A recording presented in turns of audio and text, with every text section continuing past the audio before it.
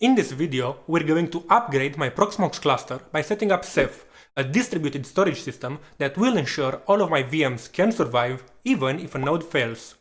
You see, in the previous video, I showed you my basic Proxmox cluster setup. The problem, however, is that only gives me highly available compute.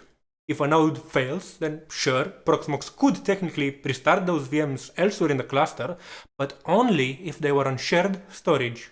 Any VMs on the local disks? Gone. Reduced to atoms. And if my NAS dies, there goes all of my shared storage. For true high availability, I need a storage solution that is just as resilient as my compute, and that is what I'm fixing today. Hello friends, Mircea here. Let's start from the very beginning. What exactly is Ceph? Well, Ceph is a distributed, software-defined, clustered storage system. But that is a mouthful, and it may or may not mean much to you, and it certainly didn't to me at first. To put it simply, at its core, it's just some software that takes in a bunch of disks, spread across multiple servers, and turns them into one big redundant storage pool. You might be familiar with the concept of RAID. When you set up a NAS or a storage server, you use something like ZFS, BTRFS, or MDADM to group together your disks into a single pool to ensure some level of redundancy between them. Your data will then be spread out across all of those disks such that if you lose some of them, you don't lose your data. The point that I'm trying to make is that Ceph does something very similar, but it's a lot more flexible. The disks are no longer bound to one individual server. Instead, they can be spread out across an entire fleet of servers. One cool thing here is that they can also be mismatched drives, though that's not necessarily recommended. Furthermore, in a fashion quite similar to Kubernetes, Ceph distributes each role in the cluster to an individual process, allowing them to be scaled out horizontally as needed. What does that mean? Well, it will make more sense in a minute when I'll show you all of the Ceph architecture and all of the components, but the gist of it is that Ceph has multiple services that compose the cluster. We have monitors, managers, metadata servers, and much more. Each of these components runs as an individual process or a daemon that can be scaled out and made highly available just by running more instances. Finally, what do I mean by software defined? Basically, I mean that it abstracts away the hardware and lets you configure most things directly in the software. With Ceph, you just throw all of your hardware at it, be it compute or storage, and then tell it what you want it to do with the hardware. Ceph will automatically handle all of that. Okay, so here is the plan. As I covered in my previous video, my cluster consists of 3 identical nodes. I have PVE01, PVE02, and PVE03. The specs aren't really relevant to this discussion, so if you want to know more, check out that previous video. What we care about right now is that in terms of storage, each node has a 500 gig SATA SSD and 2 1TB NVMe drives. In terms of networking, each node has a dual 10 gig network card that is connected to my MikroTik CRS317 switch, with the 2 ports being in an LACP bond. The setup that I'm going for, keeping the RAID analogies going, is that I want to have 2 pools. For my NVMe drives, I want them replicated across all 3 nodes in the cluster. Basically, any data that gets written to one of the nodes should get replicated to the other 2. You can think of this as RAID 1, but at the server level instead of the disk level. This means that with my 6 TB worth of raw capacity, I should be going down to about 2 TB of usable space. For my SATA SSDs, I want the equivalent of a RAID 5 pool, giving me 1 TB worth of capacity with 1 disk worth of redundancy. In Ceph terms, though that won't mean much right now, is that I want to have a replicated pool for all of the NVMe devices in my cluster with the failure domain set to host and the replication factor set to 3. And for my SSD devices, I want to have a 2+1 erasure coded pool with the failure domain set to host. Don't worry, I'll explain what all of this means in a moment. But you may look at this and ask yourself, well, if Ceph is so good at handling mismatched drives, why am I splitting my drives into 2 pools here instead of having just one big pool? And that's actually a very good question. You see, the RAID analogy is still going strong here. Just like RAID 1 outperforms RAID 5, but at the cost of capacity, so does replication, be it erasure coding in terms of performance, But as you can see here, erasure coding is much more storage efficient.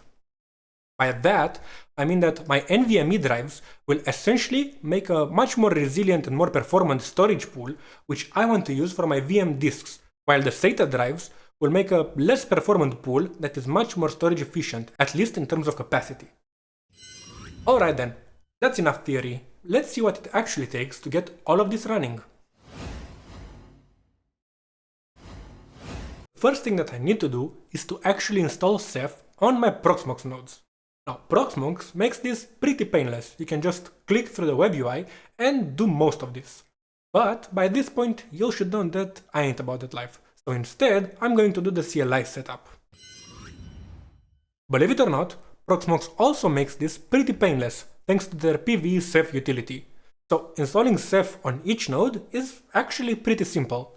In my terminal here, I'll open up Zellige, a terminal multiplexer, and I will use a layout I created for this video. Basically, it will split my terminal into 3 panes, each SSH'd into one of my Proxmox nodes. At this point, I can use Ctrl T and then press S, and this basically syncs all 3 panes, meaning that any command I run into one of the panes gets run on all 3 servers. I call this one poor man's Ansible. So, with the panes synced, all that I really need to do is to run the pv ceph install command. And you can see here, I am running Ceph version 19.2, codename Squid, and I am using the no subscription repository. Now, here is where things get interesting. Before I can store any data in the cluster, I need to set up what I call the management layer of Ceph. Think of it like this. Before you can have workers doing stuff in Kubernetes and deploying containers, you need the control plane running, right? So, same thing here. I need to set up the Ceph services in charge of managing the cluster before I can actually use the storage provided in the cluster. With the Ceph packages installed, I need to bootstrap the cluster on one of the nodes and then have the other 2 join in on the fun, just like I would if I were to set up a Kubernetes cluster.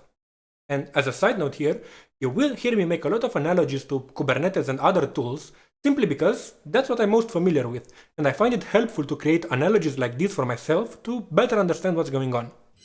I'll go ahead and exit the sync mode in Zellige, and then I will run the pv ceph init command on my first node. And what's important to note here is that Ceph uses 2 types of networks.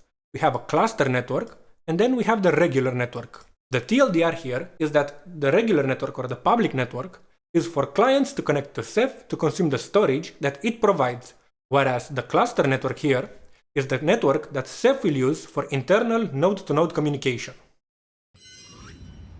Ideally, these would be different networks. Typically, high traffic on the public network, so data coming into the cluster, will also result in high traffic on the cluster network, so the data being replicated. In my case, not only will I use the same network for both the cluster and the public one, but my VMs are also going to use this 20 gigabit bond to get out to the rest of my lab and to the internet. Feel free to crucify me in the comment section down below. Now, with the cluster bootstrapped, I need to set up the 3 types of management services. Well, actually, only 2 of them are required, and the third is optional, but I explain that when we get to it. First up, we have the monitors. Monitors are kind of like the brains of the operation. They maintain what's called the cluster map. Basically, it's a complete picture of the cluster state. Where are all of the monitors? Where are all of the managers? Which disks are in the cluster and where? What is the topology? All of that critical information lives here. In my mind, these are kind of like the etcd in a Kubernetes cluster. They store all of the cluster state information, but they don't necessarily do something with it. Just like etcd, the monitors use a consensus algorithm to maintain integrity, which essentially means that you need an odd number of nodes to have quorum. You could technically run with just 1 monitor and have a functioning cluster, but that's not exactly HA. For proper high availability, you need at least 3 instances. Since I have 3 nodes in my cluster, I'll just put up a monitor on each. Doing that is actually super easy. I'll just go ahead and run the pv ceph mon create command on my first node and let it create a monitor and initialize the cluster. With that done, I can just go to my other 2 nodes and run the same command again. At this point, we should have 3 monitor instances, 1 on each node in the cluster. Next up, we have the managers. Managers are a relatively newer addition to Ceph, and they handle all of the fancy modern stuff. They keep track of performance metrics, system load, storage utilization, basically all of the telemetry.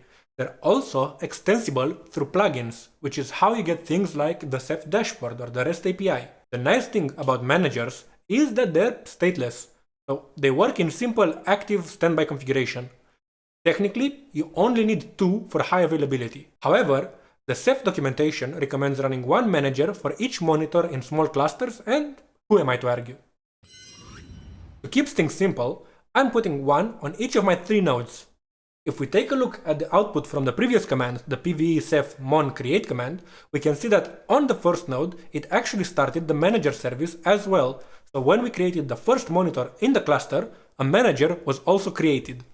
This means that we only need to create managers on our second and third nodes. And to do that, we just run the pve ceph manager create command. At this point, we have 3 managers and 3 monitors, 1 on each of our nodes in the cluster.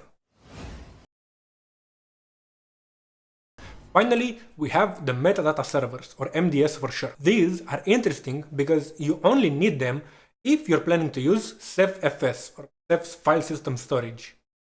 These are the optional service I mentioned earlier. If you're just doing block storage for VMs, you can actually skip this entirely. With block storage, the file system lives inside the VM. Ceph only needs to track blocks of data. With Cephfs, Ceph itself is the file system. This means that it needs to track additional things like directory structures, file permissions, timestamps, all that file system level metadata stuff. And this is what the MDS handles. Each Cephfs file system needs at least 1 MDS, and for high availability you want at least 2, again in that active standby configuration. If you were to run multiple Cephfs file systems, you would need 2 MDS instances for each. But since I'm only planning to run 1 Cephfs instance and I want it to be highly available, I only need to run 2 servers. Following the same logic we did when we created the managers and we put 1 on each node, I'm going to actually do the same thing for my metadata servers as well. And to create them, I only need to run the pve ceph mds create command. If I actually run a ceph --status command now, I can see the state of my cluster. You can see I have, for my monitors, 3 daemons running with quorum established between PV01, 02 and 03. And then for my managers, the active one is on PVE01, since that's the first one to join the cluster, and the standbys are on the other 2 nodes. At this point, the Ceph control plane is up and running, and that's cool and all, but it has nothing to manage. I think it's high time we added some storage to this cluster. To add storage to the cluster, we need to introduce yet another Ceph service, the OSD. OSD stands for Object Storage Daemon, and this name tells you 2 things right off the bat. First, Ceph treats all data as objects under the hood. It doesn't really matter if you're storing VM disks or files. To Ceph, it's all the same. They're all objects. Secondly, these are daemons, so individual processes that run in the background. Typically, you get 1 OSD per physical disk. And this means that each disk in your cluster gets its own dedicated process to manage it. These OSDs handle everything for the disk. The actual data storage, replication to other OSDs, recovery in case something goes wrong, rebalancing if you add a new node to the cluster, and they even report health metrics back to the monitors and the managers. For high availability, you want at least 3 OSDs spread across your cluster. In my case, with 2 NVMe drives and 1 SATA SSD, per node, I'm looking at 9 OSDs total. First, I will sync up my panes again, and I will check what disks I have available in my system using lsblk. Here you can see that each node has 2 1TB NVMe drives here and here, and then we also have the 500GB SATA SSD. Adding these as OSDs in Proxmox is pretty straightforward. We can use the pve ceph OSD create command. And to do that, you can see I'm using the pve ceph OSD create, I'm passing in the path to the device, and then I'm also setting the crash device class. And this will come in handy later when I want to tell Ceph to use only a certain class of devices for a certain pool. Setting the device class flag is actually a bit redundant since Ceph can actually auto-detect this. but I prefer to set it explicitly instead just to be sure. With all of the OSDs created, I can now do a quick sanity check to look at the topology, and to do that I can run the Ceph OSD 3 command. You can see here that all OSDs are listed, each under its own host, and for each OSD we have the device class and then the weight. The weight is based on the disk capacity. Ceph automatically calculates it where 1 means 1 terabyte. So you can see here my 500 gigabyte disks show up as roughly 0.45 and my 1 terabyte ones show up as roughly 0.93. This weighting system is how Ceph handles differently sized disks in the same cluster, or in the same pool rather. It will distribute data proportionally, so my 1 terabyte drive will get twice as much data as my 500 gig. And this settles OSDs. Now that I have storage, I need to somehow organize it, and that is done via pools. You can think of pools as a logical grouping of storage with specific redundancy and performance characteristics. Ceph gives you two types of pools, and they map pretty nicely to RAID concepts you might already know. First off, we have replicated pools, and they work kind of like RAID 1. When you write data to the cluster, Ceph makes complete copies of that data across different OSDs. If I set a replication factor of 3, for example, every piece of data exists in 3 places. Simple, fast, but not very storage efficient. Alternatively, we have erasure-coded pools, and they work more like RAID 5 or RAID 6. Data gets split into chunks, with some parity chunks being calculated. If I do something that's called 2+1 erasure coding, this means that data is split into 2 chunks and then one parity chunk is calculated. This means that I can lose any one of those chunks and still be able to reconstruct the data. This is obviously more storage efficient, but it comes with a performance penalty due to the calculations involved. One more important concept to understand when we talk about pools is the failure domain. This tells Ceph what level of failure to protect against. Do you want to survive a single disk failure, or maybe a whole server? Maybe you want to go crazy and protect yourself against an entire rack going away. For my replicated pool, I'm setting the failure domain to host, and this means that Ceph ensures 3 copies of my data live on different physical servers. If a whole node dies, my data is safe. If I were to set the failure domain to OSD, for example, well then Ceph would make sure that that data exists on 3 different OSDs, not necessarily on different hosts. Before I go ahead and create my pools, I need to talk about one more concept, and that's about how Ceph decides where to put the data. This is where CRUSH comes in. CRUSH stands for Controlled Replication Under Scalable Hashing. And yeah, it's a mouthful. The TLDR here is that it's an algorithm that mathematically calculates where each piece of data should go in your cluster. Think of it this way. When you write data to Ceph, CRUSH takes that data, runs the algorithm, and then using the cluster map, spits out exactly which OSDs should store it.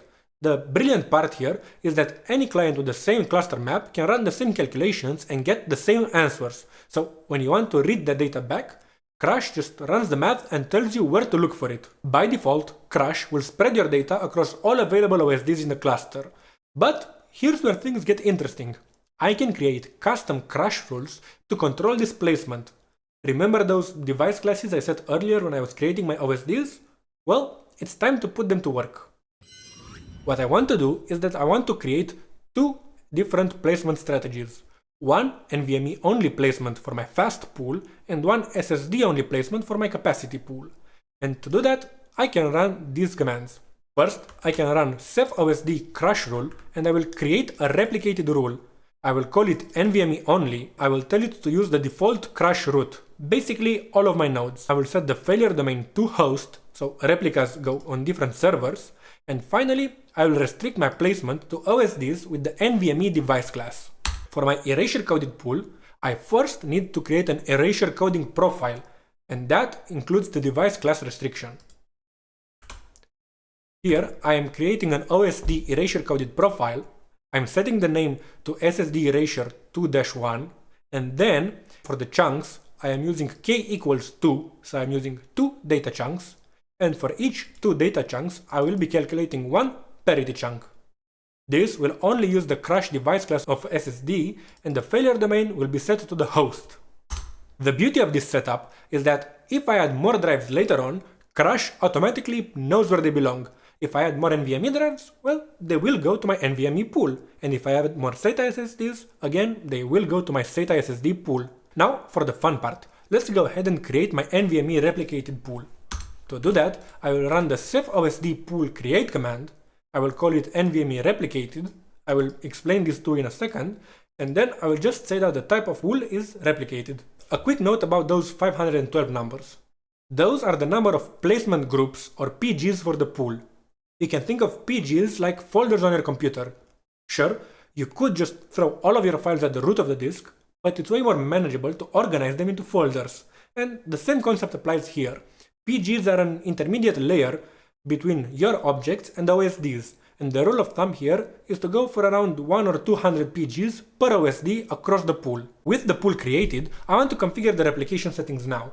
Again, for this pool, I want to mirror my data with the replication factor set to 3. So to do that, I will do Ceph OSD pool set, and then for my NVMe replicated pool, I will set the size to 3. Similarly, I want to set the mean size to 2. This means that I want the data to still be operational if a node dies. Basically, at the bare minimum, I need 2 copies of the data to be able to use the pool.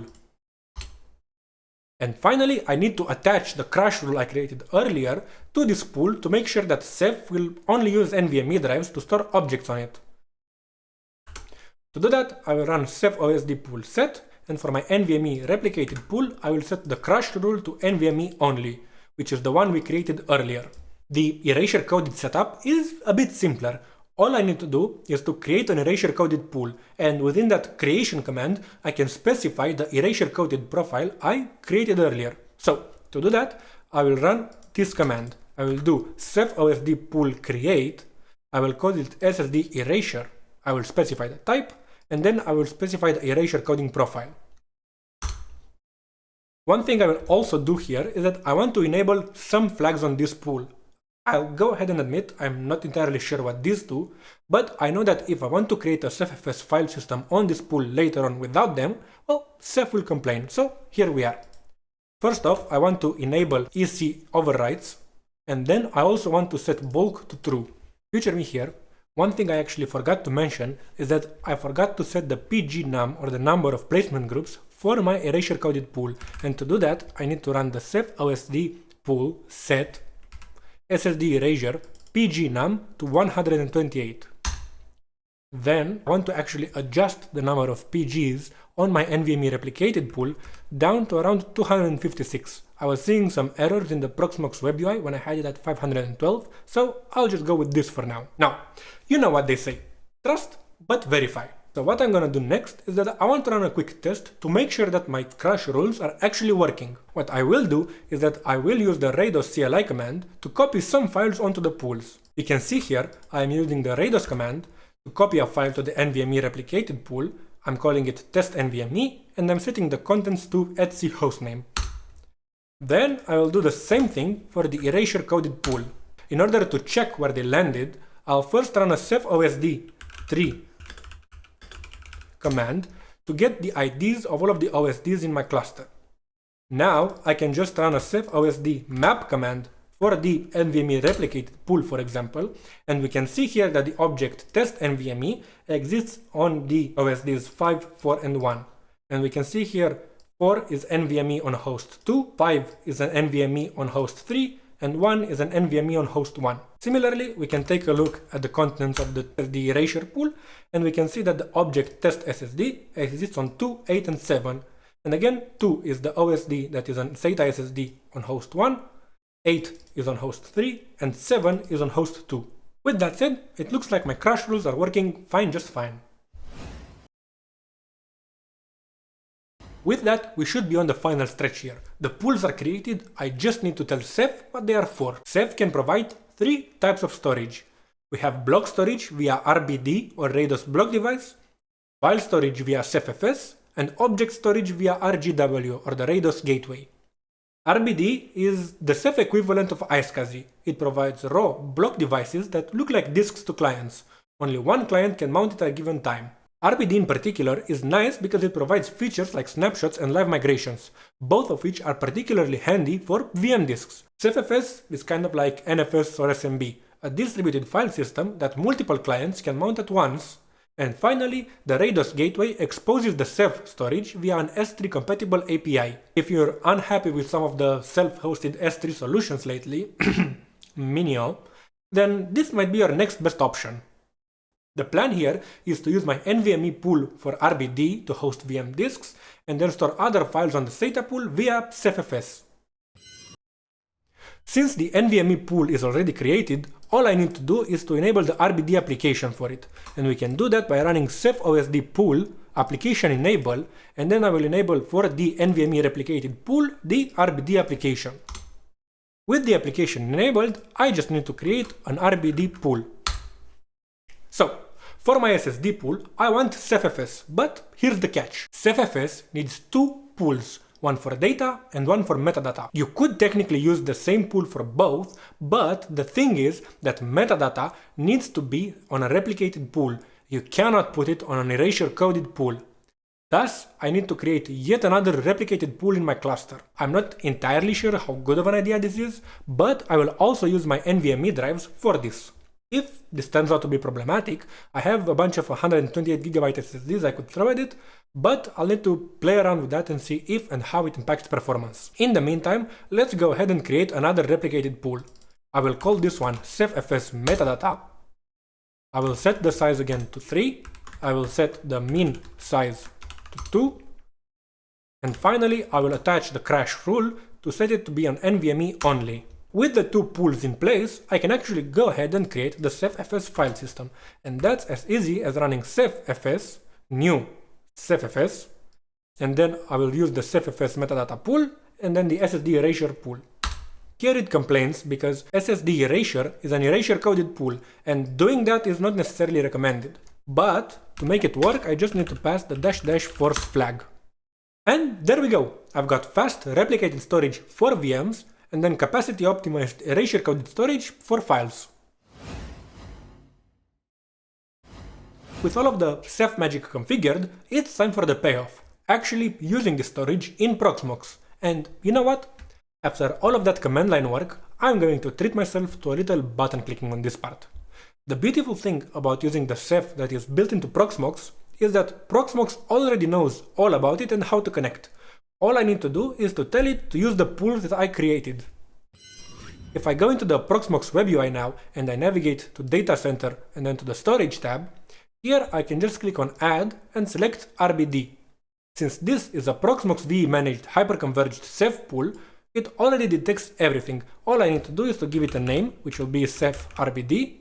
The pool is already selected since it's the only one, and for content I will also allow containers, and that's it. All of that work to set everything up and mounting it just takes 3 clicks. Same deal for CephFS. I click on Add, I go to CephFS, and again it detects everything. I just need to give it a name, which will be CephFS, and for content I will allow all content types. There we go. You can see here that both pool types are available in Proxmox with the respective content set.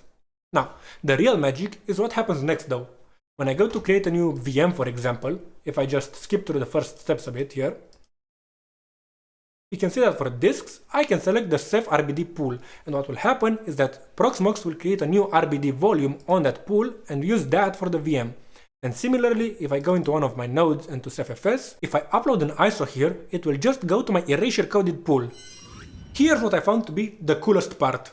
Any of my 3 nodes can access this storage instantly. The storage just exists and it's everywhere in the cluster. If I want to live migrate a VM from node 1 to node 2, for example, it only needs to stream and replicate what's currently in memory. The disk itself is already available on all of the nodes in my cluster, so it's super fast. I'd love to show you VMs spinning up and down and live migrations happening, but I feel like this video is getting long enough as is, so I'll leave that for future me to bother with.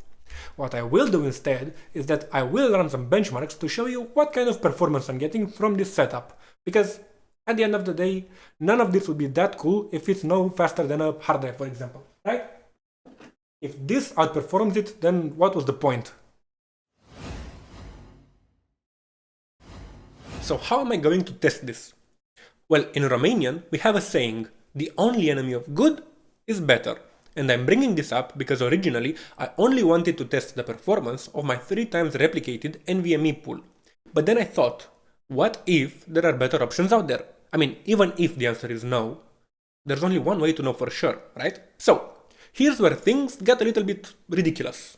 I ended up testing 10 different configurations. I began with the baseline. I pulled out one of the drives from Ceph and set it up with LVM.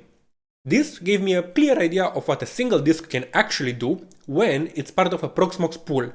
I specifically did not want to cheat with PCIe pass-through and give the VM the whole disk. The point was to see the performance of a pool that could realistically back multiple VM disks. Next, I wanted to see what the Ceph tax is, even if I don't replicate anything. And to do that, I created, funnily enough, a replicated pool, but I set the size to 1 and the failure domain to OSD. This should mean that Ceph doesn't do any replication or parity calculations. The data that I push to the cluster is the data that gets stored in the cluster. That's it. Since I already did a replication size of 1, I didn't think that setting it to 2 would make that much sense here. So I landed at 3 for the next test. I tested out the pool that I configured in this video with 3 times replication at the host level, but then I thought that maybe, just maybe, setting the failure domain to OSD would give me more performance, since 2 of those 3 OSDs could potentially land on the same host this way, bypassing some of the network transit. Sure, it's not as resilient, but I wanted to see if and how that would impact the numbers. A replication size of 4 or 5 didn't make that much sense in my head since I have 6 disks backing this pool, so for the last replicated configuration, I jumped all the way to 6 times replication. Not that I think anyone would ever run this configuration in a setup similar to mine, but I had to, for science. And that's 5 configs thus far. The other 5? Well, that's where erasure coding comes in. Sure, it's not going to be as performant as replication, but it will be more storage efficient. And I wanted to see what the implications actually are. How much more performance am I losing to gain that much storage capacity? I started off with a basic 2+1 config, but again, I had to do both host level and OSD level. Then I went a little deeper and I tested out configurations that would use all 6 OSDs simultaneously. So I did a 3+3 config, which is kind of like 2 times replication, I guess. I did a 4+2, which is kind of like RAID 6. And then I did a 5+1, which is kind of like RAID 5. Because heck, if I'm going to test something, I might as well test everything. Now speaking of testing, here's how I tested this.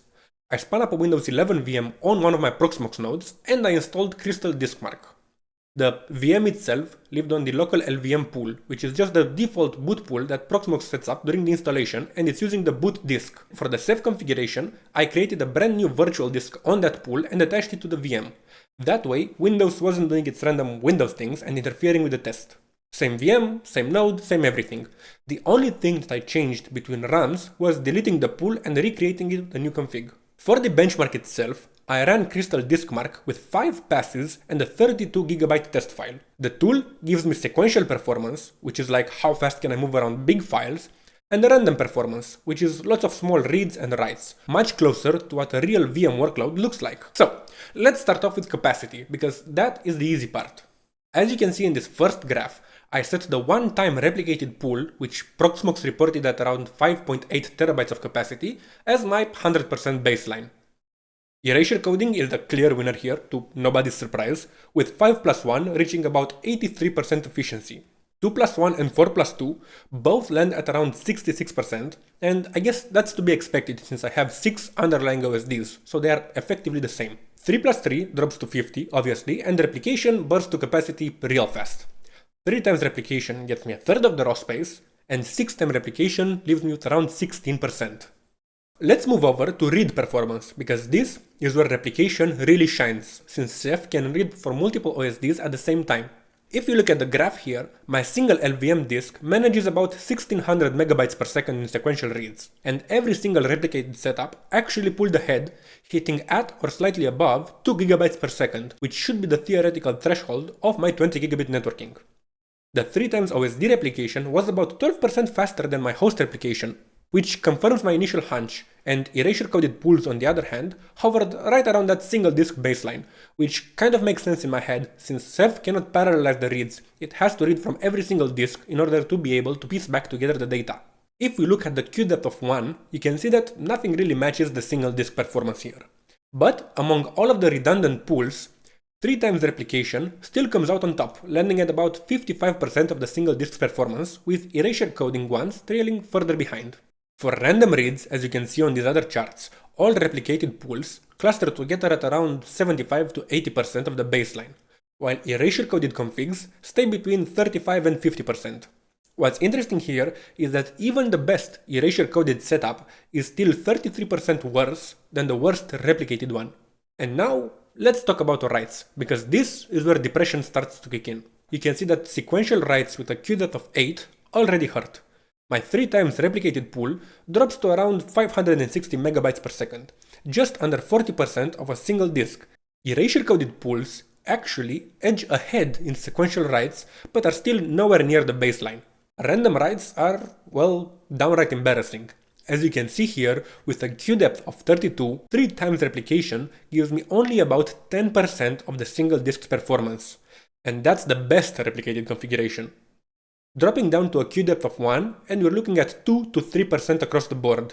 At this point, I genuinely wondered if I had done something wrong with my setup here. I expected Ceph to be slower than bare metal, obviously, but 3%? That's brutal. So, what's the bottom line here? Well, my 3 times host level replication gives me around 2 GB per second in sequential reads, 560 megabytes in sequential writes, 81,000 random read IOPS, and 11,000 random write IOPS. Is it as fast as local NVMe? Well, no, but realistically speaking, it was never going to be. This is clustered storage that replicates over a network. For the kind of workloads that I'm running here, I think that this will be plenty. Could I get up to twice as much storage capacity with erasure coding?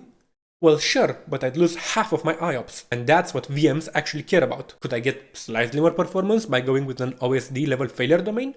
I mean, yes, but I would give up a lot of that resilience for, what, a 12% improvement at best? So, yeah, I'm sticking with my 3 times host level replication for my VM pool. Apparently, there is a good reason why Proxmox does indeed default to that. And to be fair, I didn't even bother testing the erasure-coded pool for Ceph this time, because performance isn't really what's important there. I wanted to maximize for capacity.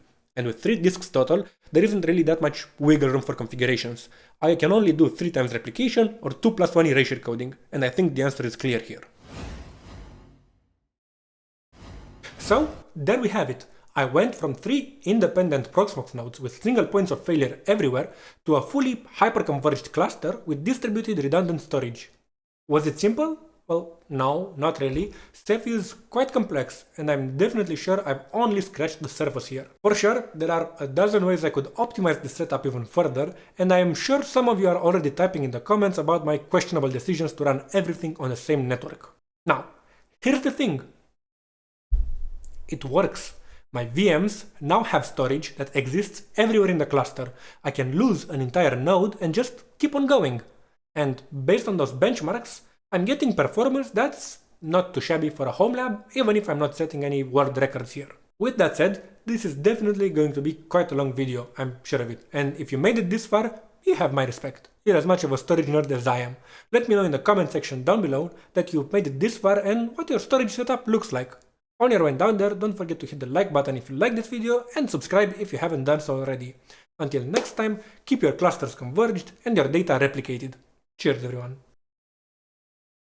If you enjoyed this video, you might want to check out the prequel in which I talk about all of the hardware that went into these servers, or maybe this other one in which I showed you how I configure all of my home lab networking, including the dual 10 gig for this Ceph cluster, all using Terraform.